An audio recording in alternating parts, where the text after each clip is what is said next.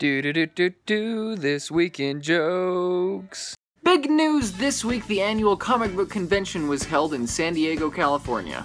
Comic-Con hosted a lot of fun activities for fans, including a Star Wars trivia battle, or as fans call it, a history exam. The Comic-Con panel discussions included lessons on art design, cinematography, and tips to keep mom out of your room. The Dalai Lama turned 80 years old this week. It's a shame he never invested enough blessings to retire. In California news, the drought there has gotten really bad.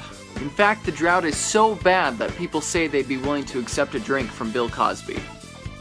This week, over 350 people attended a Hillary Clinton event at an Iowa library. It's the largest amount of people to visit a library in Iowa since they first offered free Wi-Fi. A new poll released this week says that Americans think that tobacco should be hard to access. As a result, cigarettes will now only be available at the Comcast customer service department. This week, Afghanistan officials met with leaders of the Taliban for the first time. The mood went sour when leaders realized that the meeting counted as their lunch break. It was reported this week that professional women's soccer players only make $14,000 per year. That's ridiculous. That's $200,000 less than a college quarterback makes from bribes. This week, Sesame Street character Maria announced that she was leaving the show after 44 years. She finally mastered the alphabet.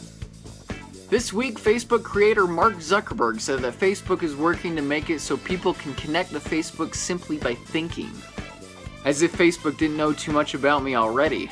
I don't know why Facebook keeps showing me all these cross-dressing blogs. Not into any of that. Facebook. This week, Barack and Michelle Obama hosted the White House campout for Girl Scouts. The Girl Scouts were frightened when they looked outside of their tents to find Joe Biden rummaging through their food. At the campout, the girls did crafts, played games, and finished the night off by eating Michelle Obama's broccoli s'mores. And when night came, John Boehner scared the girls by telling them a spooky story about an immigration bill that was murdered.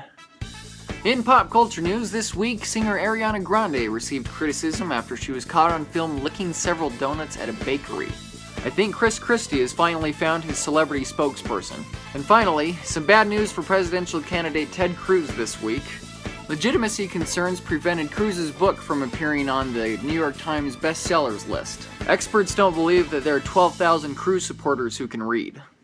This week, Afghanistan officials held their first meeting with Taliban leaders. The mood of the meeting went sour when officials realized that the meeting counted as their lunch hour.